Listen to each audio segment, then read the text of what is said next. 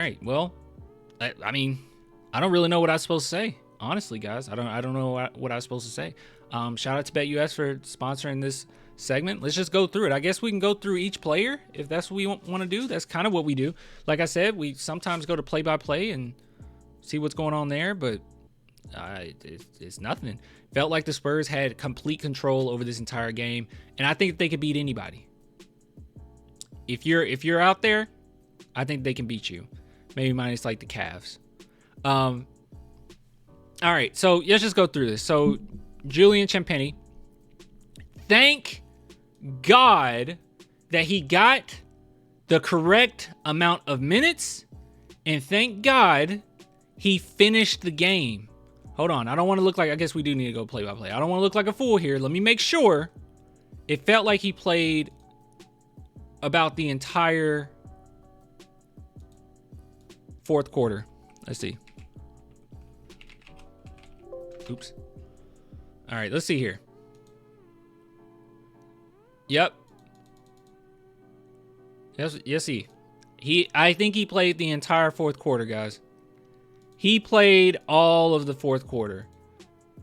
I think that this should continue until Devin Vassell is back healthy, that is. There's no reason in the world that shouldn't have happened before. And I'm happy that it's happened basically the last couple games. Let's see here.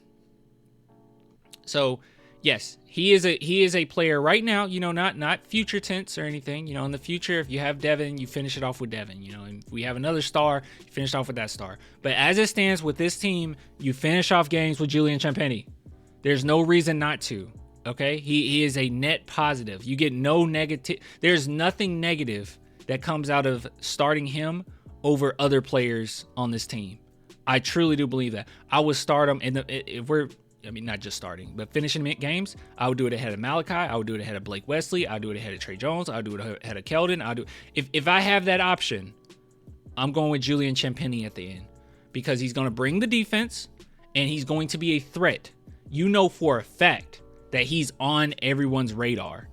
Those sheets, because we've looked at that before. Like each team gets like a sheet or a layout of players to look for in their next game because you don't have that much time between games. So that's kind of how they do it. And they leave it outside like the hotel rooms or whatnot. I guarantee you it's don't leave this guy open. So even if he's having a rough game in the fourth quarter, they're going to pay attention to him. All right. So it's going to open things up regardless. So there's no reason not to. Defense is good. He doesn't try to do too much, plays his role. It's fine. It's like having, I don't think he's as good as Danny Green, especially prime Danny Green. But it's like having Danny Green out there. Okay. There's no reason really not to. I know Danny Green was a little inconsistent sometimes, but Danny Green, look at that. Isn't that beautiful? Ant Attack says Danny Green broadcasted today for FanDuel. He gave his energy to Champagnie. I did not know that. I did not watch that. But yeah, there we go. Solid 3-and-D. Yes. No reason not to end the games with them. Sorry. I repeated that like 50 million times. People have said that I repeat things a lot. I think I do. All right. Harrison Barnes. He was solid. Like there's nothing to say about him. I think that last game was huge. He just won Western Conference Player of the Week, which I did not expect that. Danny Green, a better three-point shooter. Danny Green is a better overall overall player, especially in his prime, than Julian Champagnie. Like I would say that with my whole chest.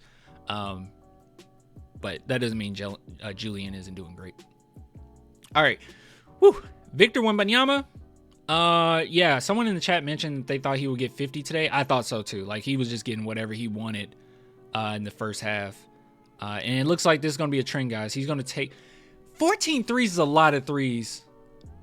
I'm not complaining because it seems like he's found his stroke a little bit, but like how many threes is he averaging a game, guys? Averaging nearly 10?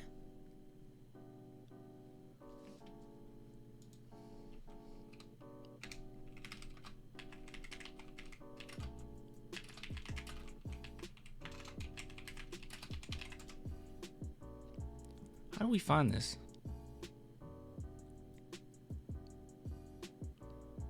I want to see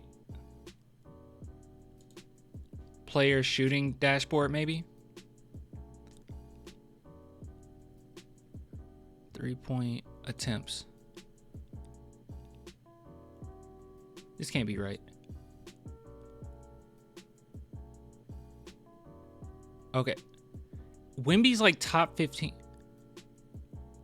Oh, games played. No, all of them played quite a few. 2, 3, 4, 5, 6, 7, 8, 9, 10, 11, 12. He's top 12 in the NBA in 3-point attempts. That's kind of insane. We could look at who's the nearest center.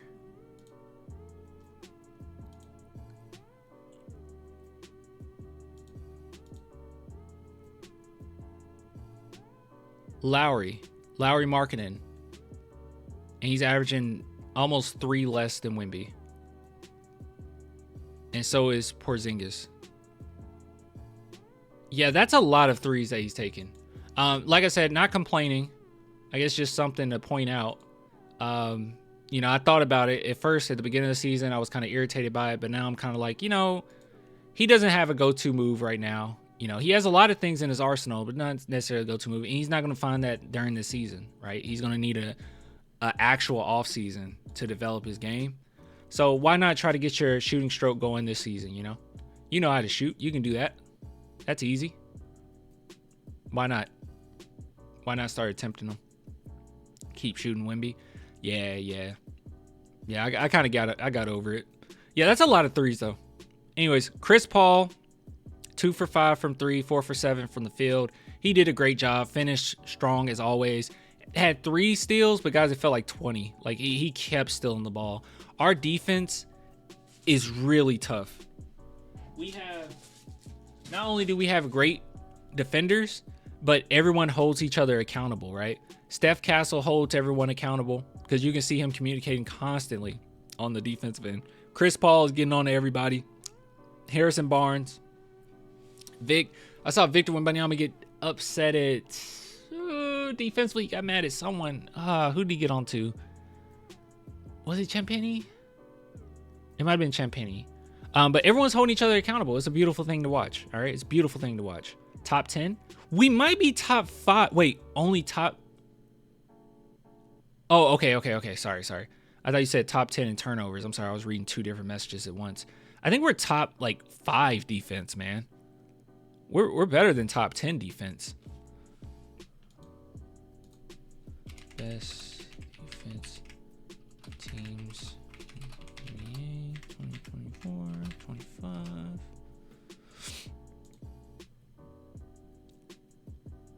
This is an article. Well, updated. Said it was updated. Top 5. Spurs are top 5 in points allowed average and points allowed per 100 possessions. We are top 5 in the NBA. So impressive. So impressive. And going strong too, even without Sohan. That's another thing too. We are not healthy. This has not been a healthy team. And they still look pretty doggone good at times. Well, for most of the time now. I mean, not just at times. Most of the time. It's different from last year. But I saw somebody bring up like, oh, wow, we're a second half team now. Yes. Spurs have been doing great in the second half as of late. They come in strong. I think that's a mixture of Mitch Johnson saying the right thing. And I think that's also a mixture of having Chris Paul. But these are really great habits that they're creating. Chris Paul telling the group, you need to expect to win, go into these games expecting to win like you're supposed to. I think that's huge. I think that's a huge ideology shift. That's why when people say ideology doesn't matter, the philosophy doesn't, why do you care how these people think? Or it does matter, all right? It matters. It all matters, all right? You can't. Chris Paul isn't just a good player because he's a good player. Like, he's just a good player because he's talented. Like, no, he's a good player because the way that he approaches life, the way that he approaches the game, the way that he approaches everything. Same with Wemby, right? We hear about Wemby's habits. The reason why people fall in love with it, I think sometimes people fall in love with it with wrong reasons, to think like doing it not like Wemby does it is a bad thing. Not necessarily true. But the reason why we love it is because it really shows that discipline in all facets of his life. Now, not everyone has to be like that, right? You can be very successful and go about it a different way. But discipline in itself, I think, is a virtue. I think that's a good thing to be. But you don't have to do it just like Wemby. You go to sleep at 9 o'clock or whatever. Anyways, Zach Collins barely played. Let me say this about Mitch. I told you early on that I wouldn't praise Mitch because it's not his program, and nor am I going to criticize him. But I think he deserved quite a bit of praise. He hasn't played, in my opinion. He did a few times. Now it seems like it's going away. I don't think he plays people based on how you did last game, or he doesn't necessarily play you based on, you know, how long you've been with the team, or, you know, if you're a veteran, or like, I don't think he does it like that. There's certain guys that's going to get minutes, obviously. Chris Paul, Vic, Harrison, these guys are going to get minutes. Steph Castle, they're all going to get minutes. But then everyone else, as far as the bench, it's like, what you going to give us tonight? You know, it's not like, let me just keep hitting you over the head with Mamu and he's not having a good game. It's like, no, let me see what you can give me tonight, right? I think that that's a better approach. And when Zach Collins wasn't doing as hot, he made sure Bassey came in and got a few minutes, right? Like, I think he's been doing a great job in rotations, in my opinion, as the games progress. I think he's getting more and more comfortable in that. And I don't want to do any type of fanfic, but we do know that at least he said this. All right, hopefully it's true. He said this, that he's been talking to Pop. So, you know, I'm sure Pop, just assumptions, that Pop was like, hey, this is your team, you know, do your thing. This is your team. I'm not there right now. This is your team. So that's good. That's good. Who we land on? I forgot who we were talking about. Castle was great as always. So this is for later if people see this video later. Some people in the chat mentioned how Steph Castle took that 3 at the end, and, you know, oh, he was really rubbing it in. And some people brought up, no, it was for the point differential, for the cup, you know, just to kind of help you in that standings or whatever. I'm gonna say this: I don't care either way. I don't really care. I don't really have a problem with our players if they have the shot open to take the shot. Most of the time, if you already won, you're not gonna do it. I don't have a problem with that. The only time I have a problem with that is if you're doing something that's going to create a technical, or you're doing something where the game is very close and you do something boneheaded. That's when I get upset. Other than that, I don't care. Like when people mention like the Keldon situation when he got the tech and then Harrison Barnes and Chris Paul got onto him, I was upset about it. I wasn't upset about it because he took the shot. I mean, yeah, I hold on to the ball or whatever, but I was more upset just the way he dunked. It was like, dude, if you can dunk and not go crazy, you know? Ouch, a jab at Keldon. I'm just saying. I don't have a problem with our players being jerks, all right? I fully expect the Spurs to be jerks. We're going to be very annoying. The fact that you already can't score on them, if you add in Devin Vassell, Sohan, another defender, possibly in this upcoming draft, we're going to be really nasty. A lot to deal with.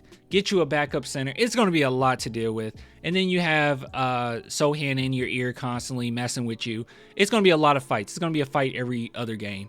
I'm prepared for that. And I'm prepared for the Spurs to be the bad guys. We are not going to be likable. Those years of the Spurs, you know, being likable and everyone just respecting us. Yes, the media is going to say that we're great, right? But fans, I think that we're going to eventually be hated. I think people are going to despise us, okay? I think they're going to despise us the same way that they despise the Warriors. Now, we're not as bad as Draymond. I think Draymond is the main reason why people despise the Warriors. But I don't think people are going to like us. Yeah, we're going to be the villain. We are absolutely going to be the villains, okay? So stuff like that is okay. Keldon is very boneheaded. Keldon makes a lot of mistakes. Anyways, Zach Collins barely played. Nothing really to say there. Felt like he was in too long at times, and yeah, he only played 6 minutes. It's kind of crazy to look back and know that. Mamu did great. Mamu had a steal and a fast break score that was really sweet. Keldon did all right. Not really. He didn't really do that great.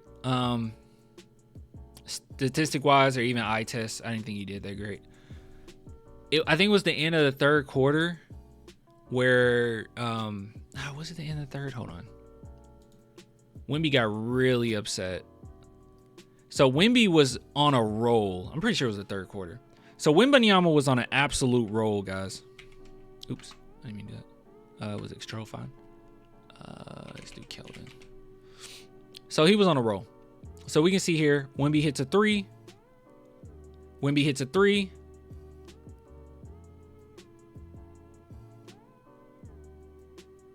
He missed a 3.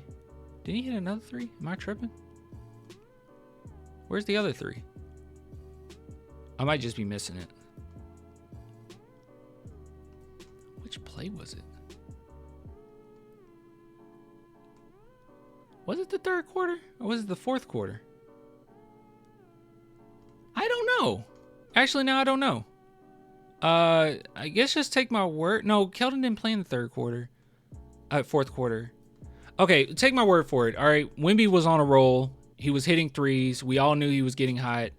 And there was a play in which Keldon Johnson just went into the chest of 2 players for no reason.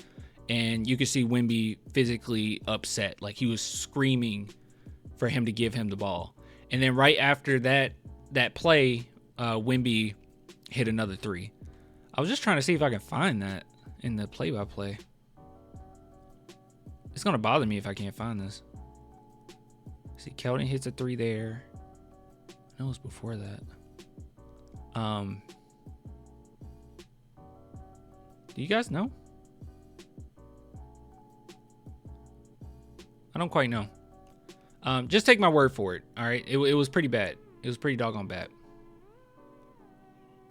It was pretty bad. So, and it's not about, I know people get tired of me saying that. I'm just going to be honest though. It's not about like weighing out the good and the bad, right? Because Keldon might have like 4 good plays in a game and then 2 bad plays in a game. And it's not a matter of saying, well, Clint, he had this, he had this great quarter, or he had these moments that were great. It's where they come. It's where they come in. Because a lot of times when he makes these bad mistakes, it's at the end of quarters. It's when we're closing it out. And those last 3, 4, 5, 6 minutes are so crucial because the game slows down. It becomes a little tougher. It becomes more of a half-court game, and you can't make silly mistakes. I like Keldon when Mitch Johnson puts him out there when we're a little behind, or we can make a few plays here and there, and Keldon Johnson is out in the break. He does a great job there, especially in open space. Like he does fine. If it's just him and the guy in front of him and nothing else, more than likely he's going to score. But unfortunately, the Spurs, it stands out when the Spurs play such smart basketball, and then the ball just stops when he gets on the court. This guy, what the heck did I say? You got it? Okay, wait, maybe you're not talking to me. Keldon also has a shooting mechanic problem. His 3-point misses were bad or air balls. I'm okay with you being inconsistent offensively. Like, that's going to happen, and I accept that with Keldon. You can be inconsistent offensively, but you can't be consistently bad in closeout situations. And that means the end of quarters or end of halves, end of games. It's like constant, man. It's like continuously something. And even if it doesn't show up on the stat sheet, if you're paying attention to the game, it's a missed defensive assignment. It's something. It's always something. It's something silly. Anyway, moving on. Talk about Wesley. Yeah.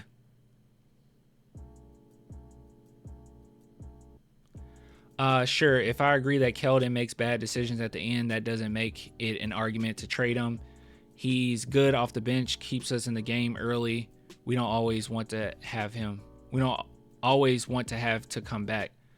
Yeah, I don't think my argument for Keldon playing poorly at the end of the games is a argument to trade him necessarily. I think it's more so coach.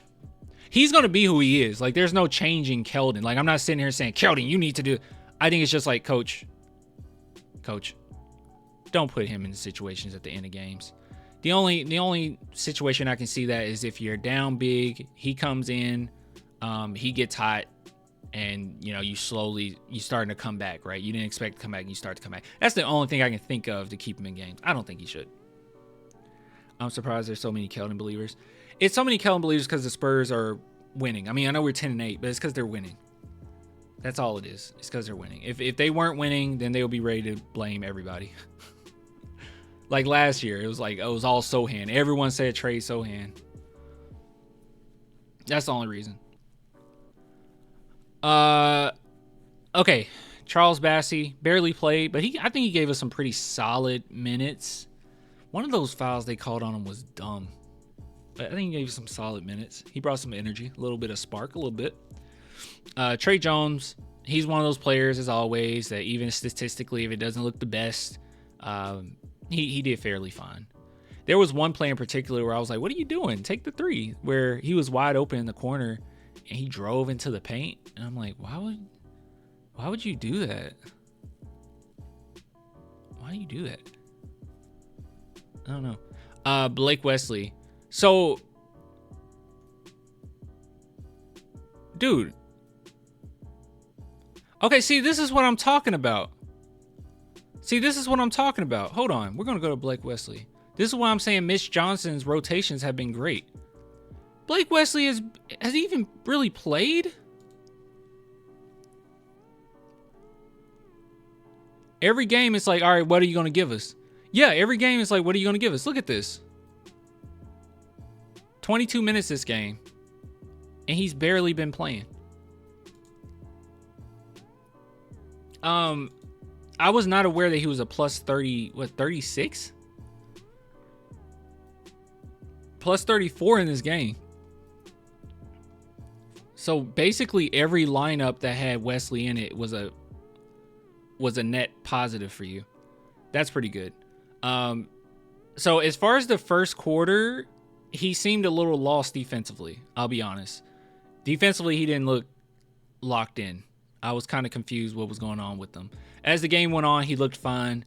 And overall, he had a pretty solid overall game, right? 3 rebounds, 4 assists, 2 steals. He had a couple turnovers. There was one turnover that was really terrible. It was like, what are you doing? Mid-air tried to pass it behind him. I don't know. You never do that. But 11 points. It was fine. I can't believe it's a plus 34. But hey, kudos to the coach, making sure, whoever is giving you solid. See, Castle being a -8 for some reason, like, I don't know, he plays so well. You can't tell what's going on. He was in the game in a lot of different lineups, at least from my recent memory. If I'm wrong, it's okay. If you see this video later, you can say I was wrong. He was only in like a couple lineups, but I felt like they kept him out there in multiple different lineups. So him being a -8 doesn't mean too much to me.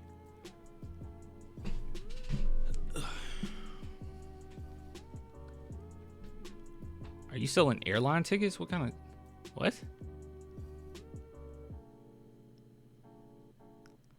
Collins was trash. Bassey was not that great.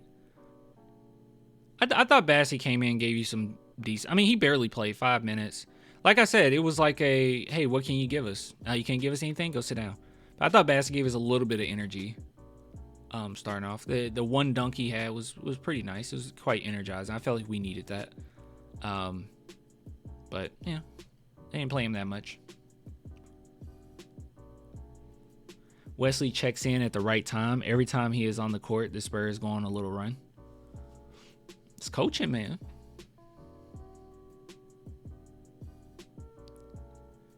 That's a good point. What was the point? I don't know what the point was.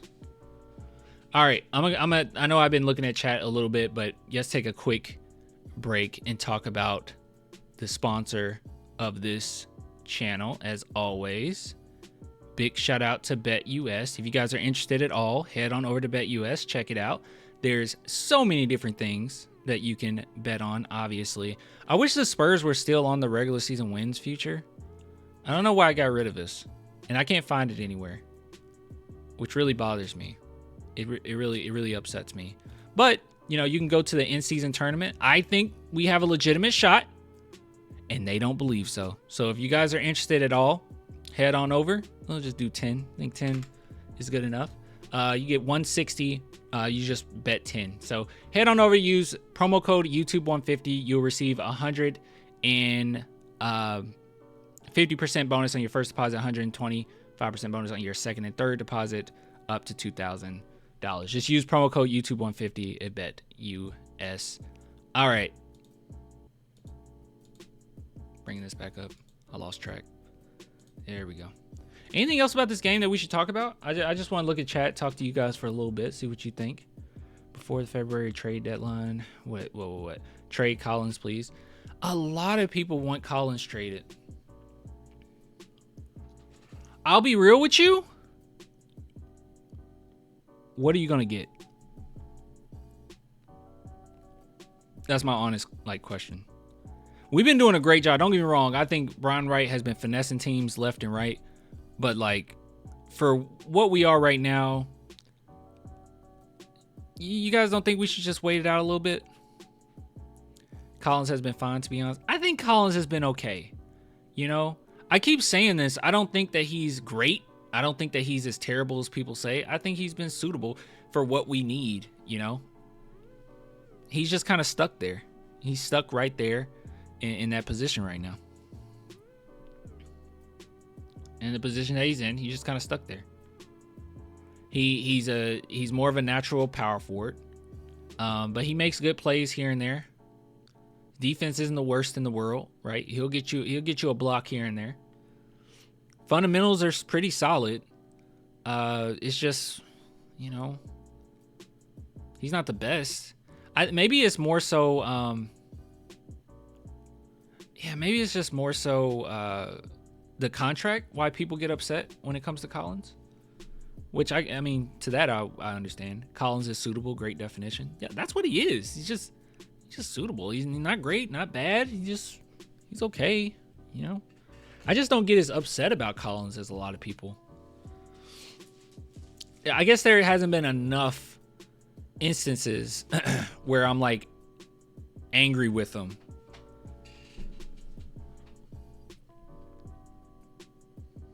He's not making, at least from what I've seen, he's not making bonehead mistakes in crucial situations or nothing like that.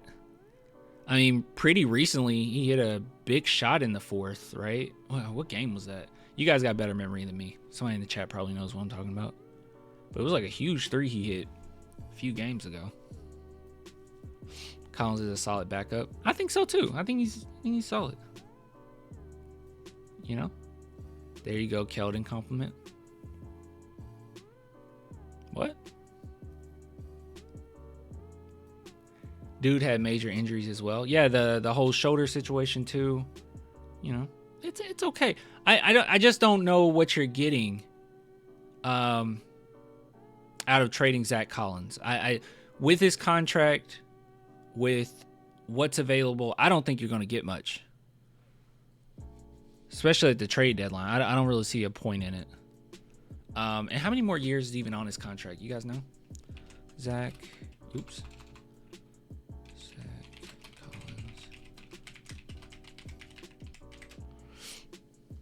You might be able to. It's just a 2-year, right? Is this his last year? Are we really tripping and this is his last year? Spurs. Is that why you guys are so in an uproar to get rid of him now? Is that what's going on? Let's go to Hoops Hype.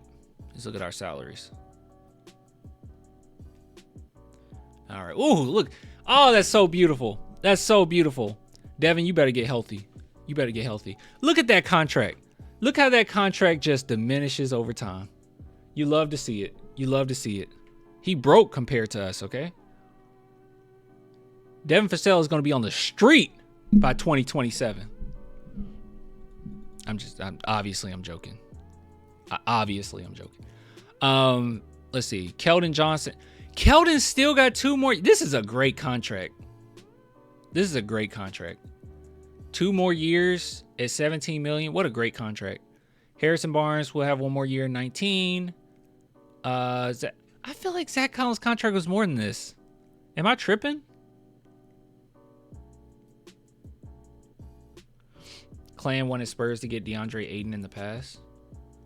To be fair, I'm pretty sure at that point we were talking about situations in which the Spurs were to keep DeJounte Murray.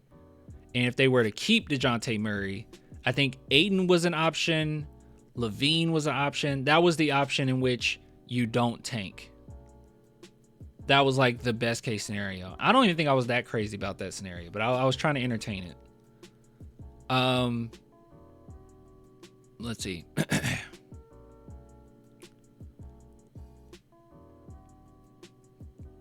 So we have Zach for one more year. I guess that's why people want him traded so bad, because you trade him now and then now would probably be the best time. It'll be really difficult that last contract year. But I don't know.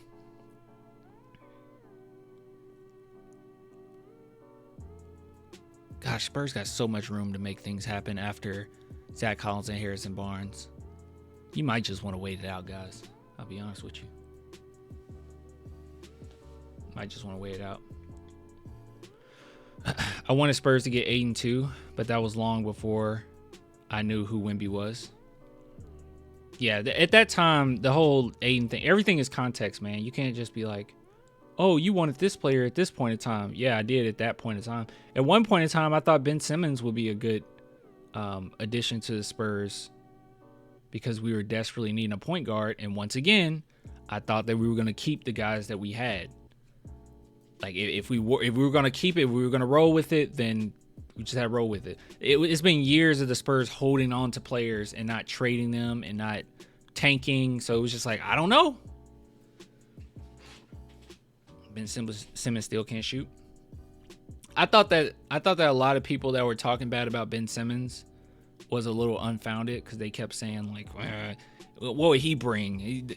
We already got, like, I would hear comments like, we already have DeJounte Murray for defense. And I'm like, Ben Simmons was a much better defender than DeJounte Murray, man. It'll be arguments like that, and that bothered me.